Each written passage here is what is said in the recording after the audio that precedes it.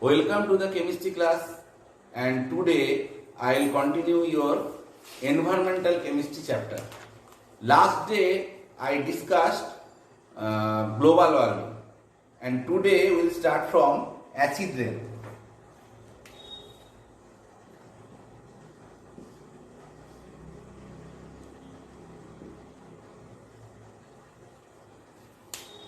Now all of you know that rainwater is the purest form of water, and it is one kind of natural distillation process. Okay, that the formation of rain. Okay, that first water evaporates and it will form cloud, then rain is coming.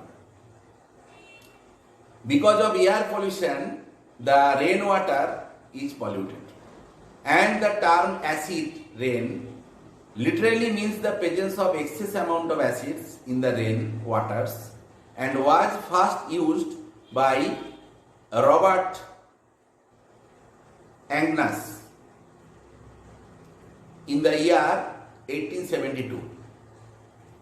Pure distilled water have a pH 7 and it has practically no taste. pH of rainwater is around 5.6 due to dissolution of the atmospheric carbon dioxide, okay, while falling through the atmosphere. If pH of rain is less than 5.6, then it is called the acid rain. Now at present condition, acid rains have pH less than 4.5 in many different countries because of day by day the number of industries are increasing and air pollution increased. Next we will discuss the sources of acid rain. Source of acid rain. First one we can tell about the combustion or burning of fossil fuels.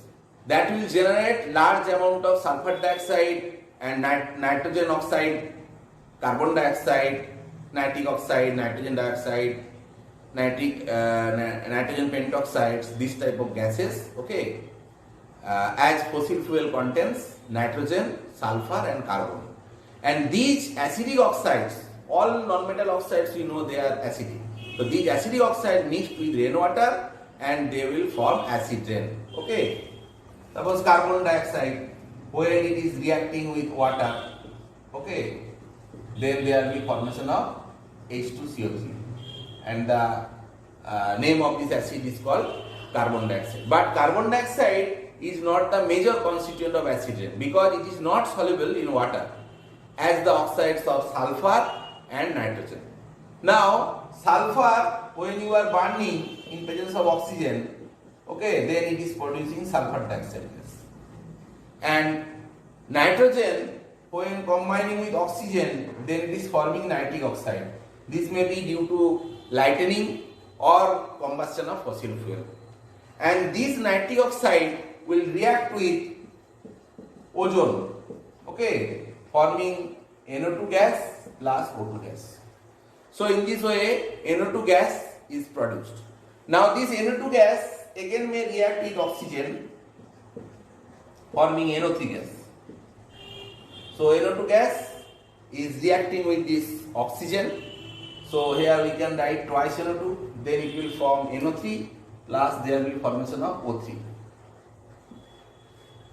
Okay, and this NO2 and NO3 will combine to form N2O5. This is nitrogen pentoxide. And this nitrogen pentoxide, if react with water, that will form twice HNO3. Okay, and sulfur dioxide may react with NO2, that nitrogen dioxide, forming sulfur dioxide plus NO. Okay, now this sulfur dioxide can react with water forming H2SO3 sulfurous acid, and sulfur trioxide is reacting with water forming H2SO4, sulfuric acid. So in this way, different types of acids are produced. Okay, and it's come as precipitation. Okay, through rain, and we generally termed as acid rain. Now, what are the effects of this acid rain? Marine life, that means aquatic animals, okay, are killed due to acid rain. Change in pH of water prevents the hatching of fish eggs, and even lake water becomes unsuitable for green algae and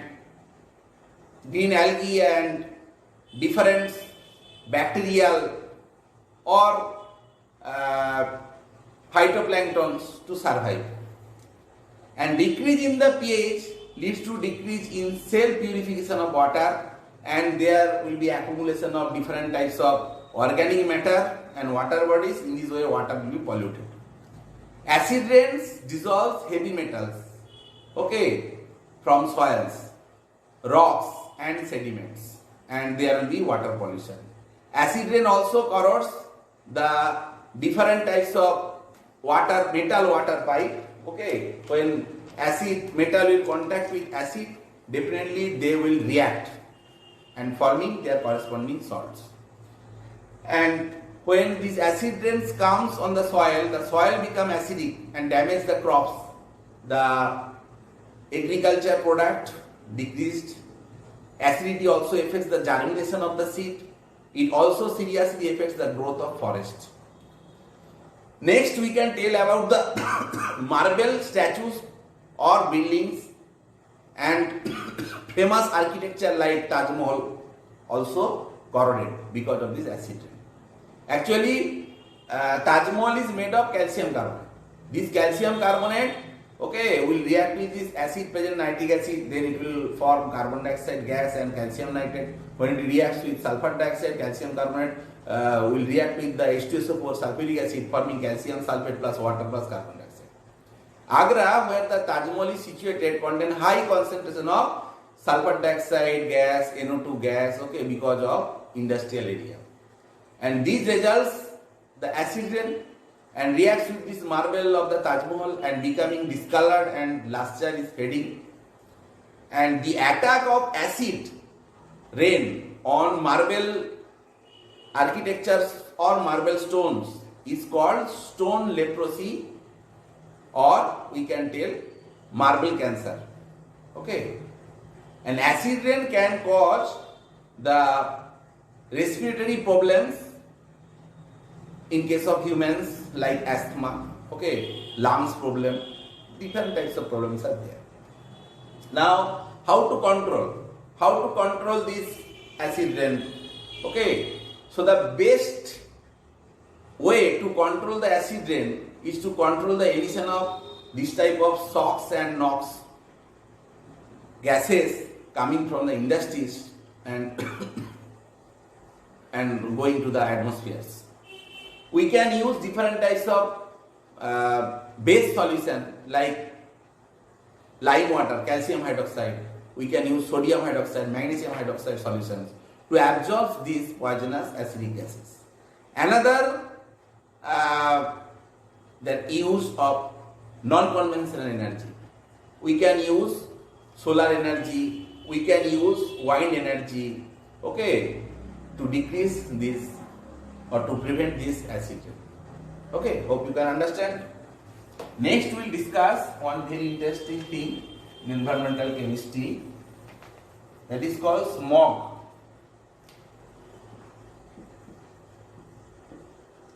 Smog is smoke plus fog.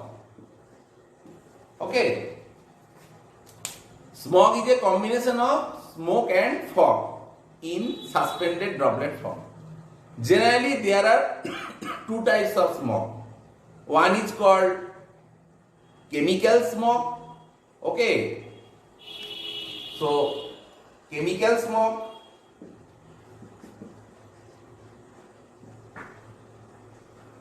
or this is also called classical smog. or this is also called London smog. Another is photochemical smog. Photochemical smog, or it is called Los Angeles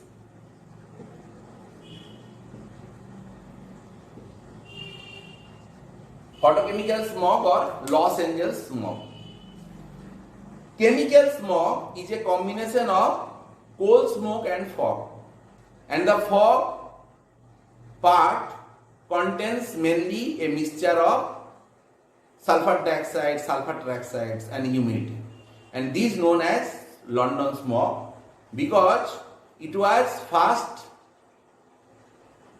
observed in London in the year of 1952 due to the burning of high sulfur containing coals. Now we know that sulfur is reacting with oxygen forming sulfur dioxide, and this sulfur dioxide again with react with oxygen in presence of light forming sulfur trioxide, and when this sulfur dioxide will react with oxygen, that will form sulfurous acid, and sulfur trioxide will react with water forming that H2SO4. Now this H2SO4 will be polymerized, and H2SO4 may react with ammonia forming ammonium sulfate as particulate, and this type of smog generally occurs in the early morning hours in winter months. And what is the effect of this London smog or this type of chemical or classical smog? The London smog of 1952 lasted for 5 days and killed more than 4,000 people from heart and lung diseases. So you can understand the problem or the effect of this type of London smog. And next one is this photochemical smog. Photochemical smog is used for air pollutants produced in the atmosphere as a result of photochemical reaction. Okay, photochemical smog develops in cities having intense sunlight, okay, and high concentration of automobile exhaust and stagnant air masses in the atmosphere. It has been observed in cities like Los Angeles having sunny and warm and dry climates. Therefore, it was earlier called as Los Angeles smog. Photochemical smog is formed around midday of summer months when the intensity of solar radiation is very high. And the combustion of petroleum in automobiles produces the NO2 gas, and this NO2 gas undergoes photolysis and giving NO and oxygen, that is the atomic oxygen, when exposed to sunlight and through many side reactions, okay, other pollutants like ozone, formaldehyde, acetaldehyde, acrolein, peroxyacyl nitrate, PAN, aerosols, these are forms. So all of you know the structure of acrolein, acraldehyde, CH2 double bond CHO. This is called acrolein. Okay, and PAN is RC double bond ONO2. This is peroxyacetyl nitrate. Okay, so these are the pollutants in case of the photochemical smog. PAN has the highest toxicity to plants. It attacks the younger leaves and causes bronzing and glazing of their surfaces. Nitrogen dioxide is more toxic than NO. Breathing of NO2 causes severe lung diseases, even death also. It damages liver, kidney and heart also. And the best way to control this type of smog is the installation of catalytic converters in automobiles. Next we will discuss that depletion of the ozone layer.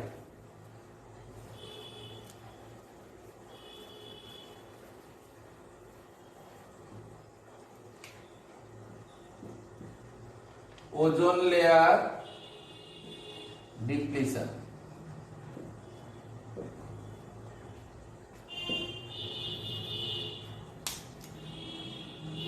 At altitudes between 25 km to 35 km in the stratosphere region, ozone concentration is very high, and this belt of the atmosphere is called ozone layer, and this is called ozonosphere also. Ozone is formed in the stratosphere by the following photochemical reaction. Actually, oxygen in presence of light and wavelength will be around 242 nanometer. Then there will be formation of oxygen free radical. Okay, this free radical will again combine with oxygen forming ozone. Okay, so this is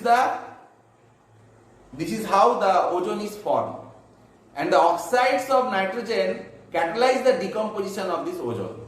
So nitric oxide will react with ozone forming nitrogen dioxide gas and O2. And again, this nitrogen dioxide, when light is fall, then there will be formation of NO plus O. And this O, that means atomic level oxygen, will react with this O will react with NO2, forming NO plus O2. Okay, and this O also will react with this ozone layer, and depletion of ozone layer occurs, formation of oxygen. Okay, so the above reactions destroy about 70% of the ozone formed in the stratosphere. We can think about the supersonic aircraft, nuclear weapons. Okay, for the testing purpose, we are using that nuclear explosion. Okay, and there are some nuclear reactors there. Okay, where for generating the nuclear power. So these are also decreasing the concentration of the ozone layer. So in this way, day by day, the ozone layer is depleted.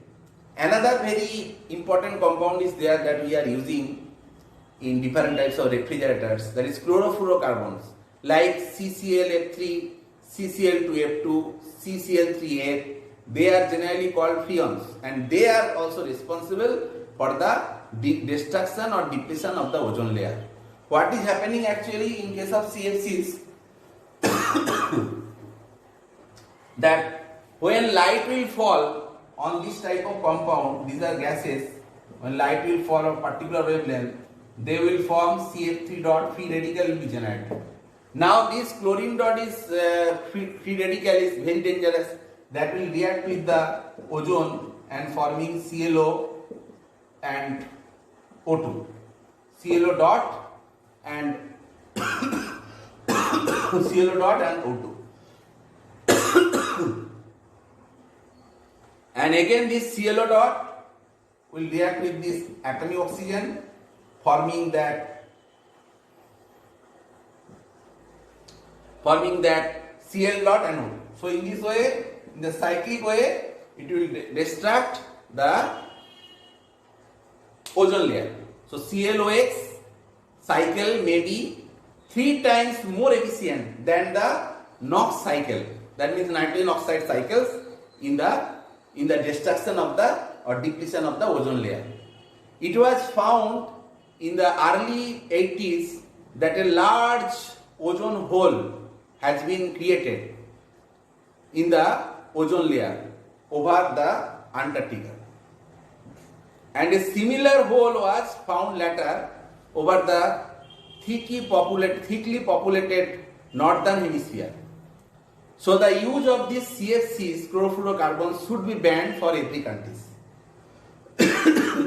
Now, what are the consequences of this ozone hole or ozone layer?